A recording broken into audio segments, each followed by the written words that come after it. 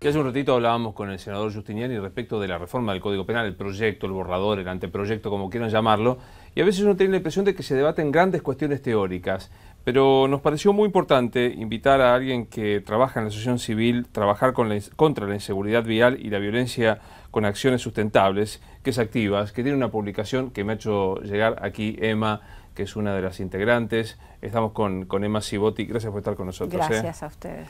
La gente que quiera comunicarse, empiezo de atrás para adelante, ¿tienen página web? Sí, está ahí, en la www.activas.org. Ahí está, en Activas, sí, claro, con 2 B cortas, .org o .org, pueden entrar. ¿Están preocupados? ¿Les parece que hay un debate que no se está dando con el proyecto? Bueno, estamos afligidos ya hace bastante tiempo. Le diría que esto para nosotros es una suerte de escenario, no le quiero decir ideal, porque la palabra suena como extraña, pero por fin se empieza a debatir. Luis, es al revés. Nosotros hasta ahora trabajábamos prácticamente sin escucha de ningún sector. Cuando digo nosotros, el colectivo nuestro siempre son familiares de víctimas, ¿verdad?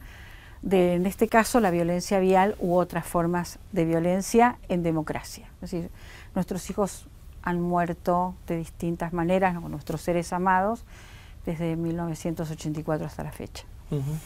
Y hay varias organizaciones. Esta es una sociedad, la sociedad argentina siempre ha sido una sociedad civil muy activa, esa es la verdad, y entonces se han organizado en estos años muchísimas asociaciones civiles que luchan básicamente por lo mismo, que es que el derecho se adecue a la sed de justicia que uno tiene. Claro.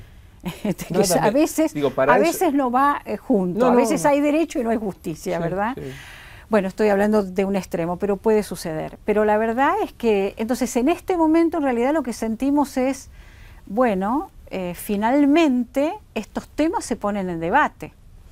Cuando digo esto, ¿qué quiero decir? Finalmente podemos decir, para que todo el mundo entienda, que el delito vial en la Argentina parece no ser delito.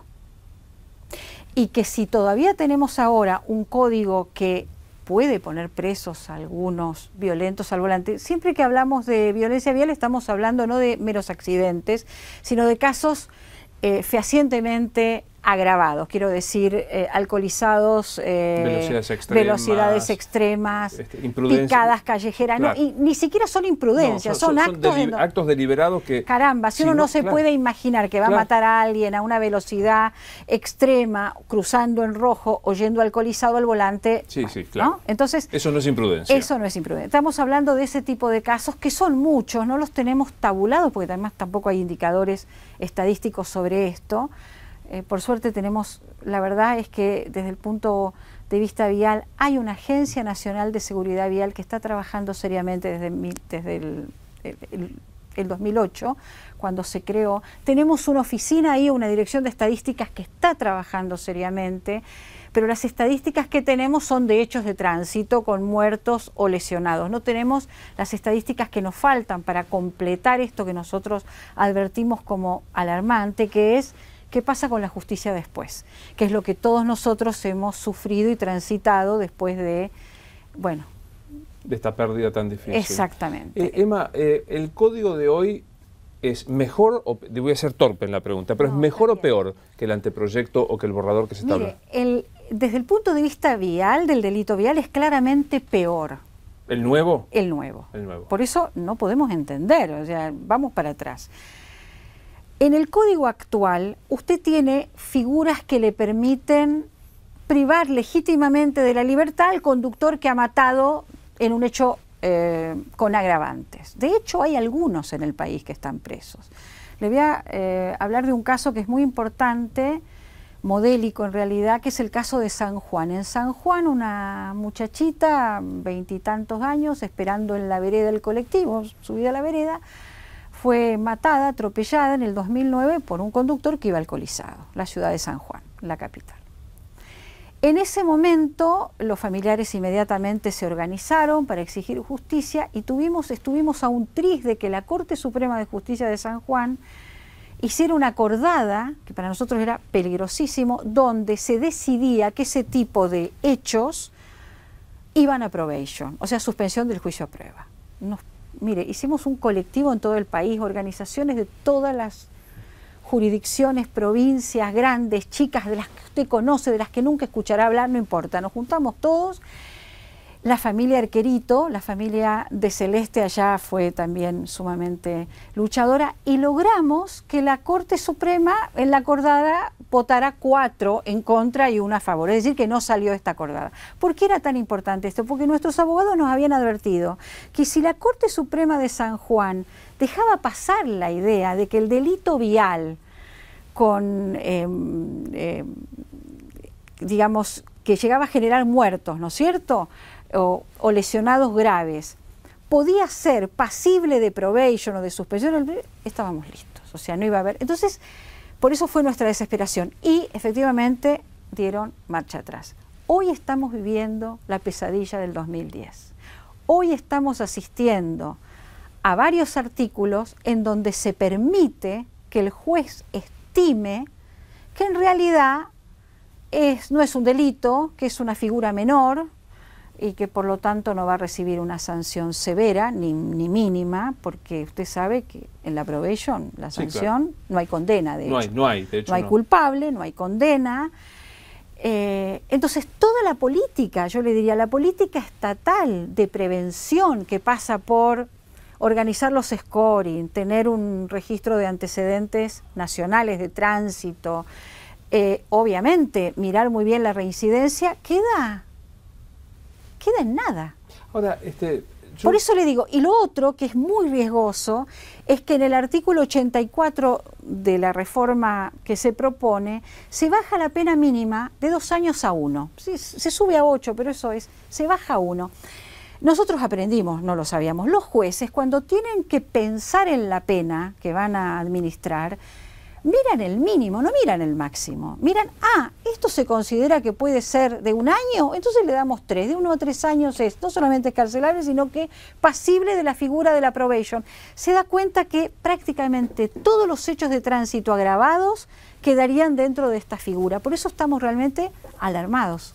Usted no es abogada, por suerte, ¿no? No, soy historiadora. Digo por suerte porque a veces los abogados entran en esta discusión, y la verdad yo soy abogado, así que debería decirlo, entramos.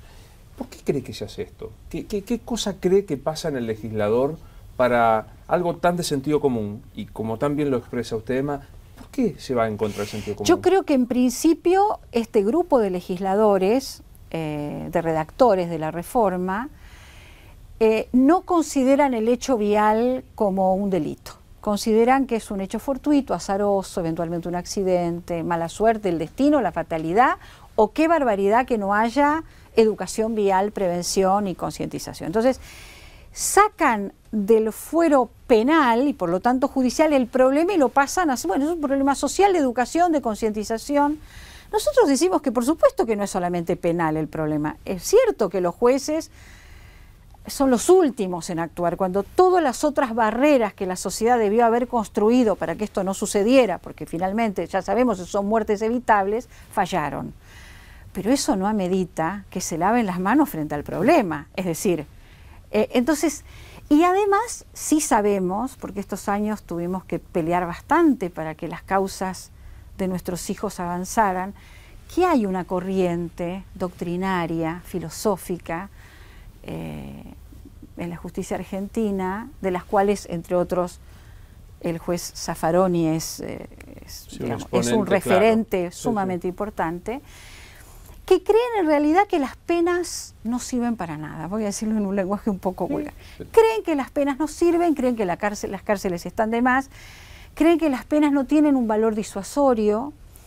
Y imagínense entonces en los casos viales, ya menos que menos, si frente a un asesino serial o frente a un violador serial que además mata, no solamente viola sino que mata, tienen esta actitud de pensar que en realidad más que la culpa del individuo es la culpa del Estado, la culpa, bueno, de la sociedad. Digo, esto que usted está diciendo no es una lucubración al azar, están los fundamentos. Cuando uno lee este proyecto, se cuenta esto, que la pena no tiene un sentido disuasorio hacia el resto. No creen que haya reparación alguna en la pena. No hay, exactamente. Con lo cual no le han preguntado a los familiares de las víctimas. Decíamos, esto es lo otro. Pero es que por supuesto, Luis, yo digo, todos sentimos, mire, lo de mi hijo finalizó con un juicio después de 5 años. Mi hijo muere atropellado en el Monumento de los Españoles.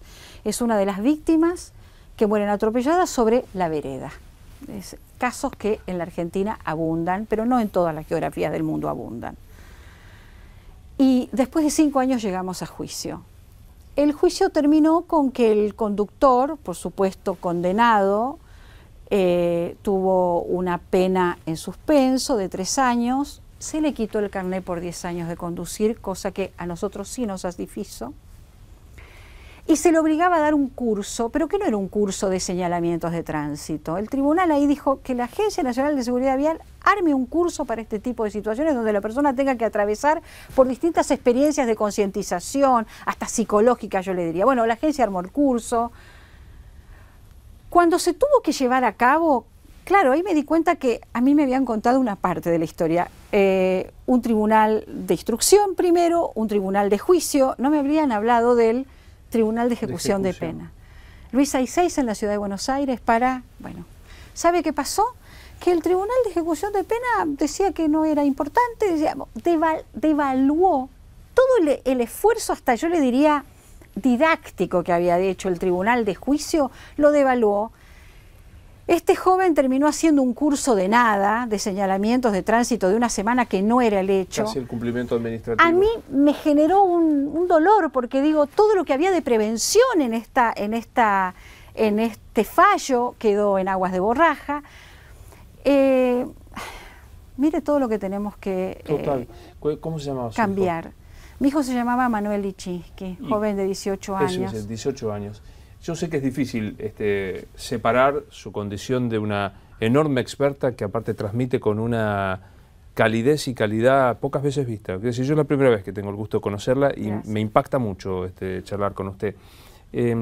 Háblele como la mamá de Manuel, y lo pongo en nombre personal no porque quiera estigmatizar, pero digo a Zaffaroni porque representa esto que usted estaba diciendo. Háblele como Emma, la mamá de Manuel, a Zaffaroni frente a esto que usted está viendo.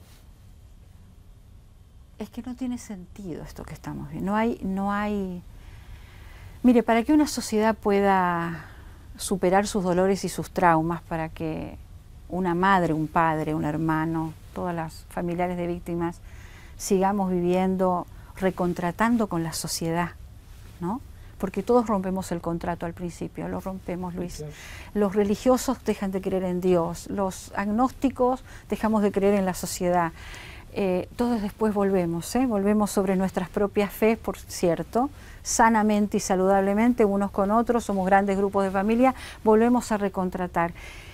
El código que propone disuelve el contrato social. Yo no sé si él lo ve así, evidentemente no lo ve así, es un hombre inteligente y no creo de ninguna manera que esté haciendo algo que él crea que está mal, se imagina. Ninguno de los redactores creo que lo hayan hecho con ninguna mala intención, pero lo cierto es que además del laboratorio, además de la doctrina, además de las ideas, está la realidad empírica. Y entonces, bueno, que bajen a la calle, que miren lo que pasa, que escuchen, que no se escuchen. El 25 de febrero hicimos una manifestación de familiares en tribunales. Dimos vuelta. Vio que en tribunales a la entrada hay una suerte de oficina del Banco Ciudad. ¿Sí? Dábamos vuelta. Alguien dijo, uy, parecemos las madres de Plaza de Mayo, madres, padres, hermanos. Éramos un montón. Dábamos vuelta, ¿sabe lo que gritábamos? Escuchanos, Zaffaroni, escuchanos, Pinedo, escuchanos, Barbayelata, escuchanos, Arlanián, escuchanos, Gilavedra. Eso gritábamos todos. Hoy sienten que todavía los oídos no se los prestaron, ¿no? No, pero sí sentimos que hay un debate, que la gente empieza a reaccionar. Nosotros siempre fuimos muy cautos de no atemorizar a la población.